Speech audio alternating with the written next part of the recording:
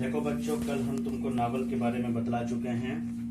आज हम डिप्टी नज़ीर अहमद के मुतालिक कुछ अहम बात और कुछ अहम सवालात मा जवाबात आपके सामने रखेंगे। डिप्टी नज़ीर अहमद वो अहम शख्सियात में है, वो बड़े लोगों में शुमार होता है कि जिसने इस दुनिया में कदम रखने के बाद सबसे पहले उर्दू के नावल निगार शुमार होने लगे। आइए सबसे पहले इनका इस किताब में कौन सा नावल है हम आपको बतला देना चाहते हैं।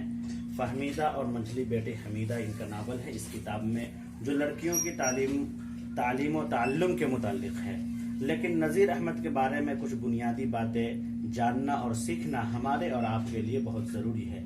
तो आइए हम कम से कम 10 से 11 सवालात आपके सामने लिखते हैं, जिसका आपको याद करना लिखना नहायत ही ज़रूरी समझ में आ रहा है। और ये सारे के सारे सवालात ऐसे हैं कि जो आपको इम्तिहान में इंशाअल्लाह फ़ायदे साबित होंगे। सबसे पहला सवाल, नज़ीर अहमद की पैदाइश कब हुई और कहाँ? तो जवाब मैंने लिखा 6 दिसंबर 1836 को बिजनौर यानी यूपी में हुई। दूसरा सवाल है, नज़ीर के वालिद का क्या नाम है? सआदत अली। नज़ीर अहमद का नसबी सिलसिला किससे मिलता है, मतलब वो किस बुजुर्ग से वो मुरीद थे, किस बुजुर्ग से वो अपना इस्लाही ताल्लुक कायम किए थे? तो अब्दुल गफूर आजमपुरी से।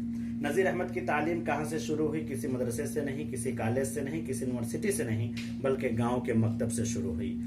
नज़ीर अहमद का पहला नावल कौन सा और कब शाया हुआ? मैं पहले ही बतला चुका हूँ कि नज़ीर अहमद का पहला नावल मिरातुल उरूस जो 1869 में शाया हुआ।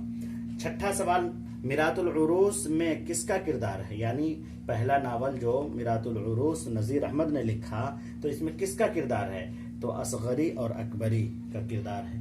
इस नावल के बाद कौन सा नावल लिखा? इस नावल के बाद उन्होंने बनातुन नाश के नाम से एक नावल लिखा। इसके अंदर भी जो है औरतों का ही किरदार है। मैंने आगे सवाल दिया है कि बनातुन नाश में किसका किरदार है? असगरी का। नज़ीर अहमद का सबसे अहम नावल कौन सा है? इब्नुल वक्त।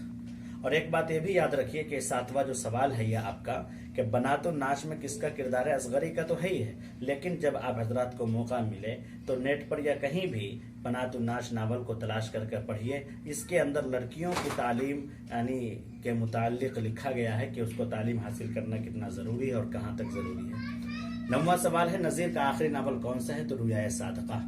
नज़ीर का इंतकाल कब हुआ?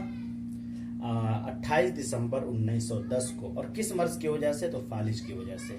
इस निसाब में नज़ीर अहमद का कौन सा नावल है? वो सवाल आ चुका है कि इस किताब में नज़ीर अहमद का फहमीदा और मंझली बेटी हमीदा ये इस नाम से नावल है। अब इस नावल का खुलासा और इस नावल में क्या बयान किया गया इंशाअल्लाह वो कल बतलाऊंगा। फिर जो बातें होंगी अगले सबक में बतलाया जाएगा।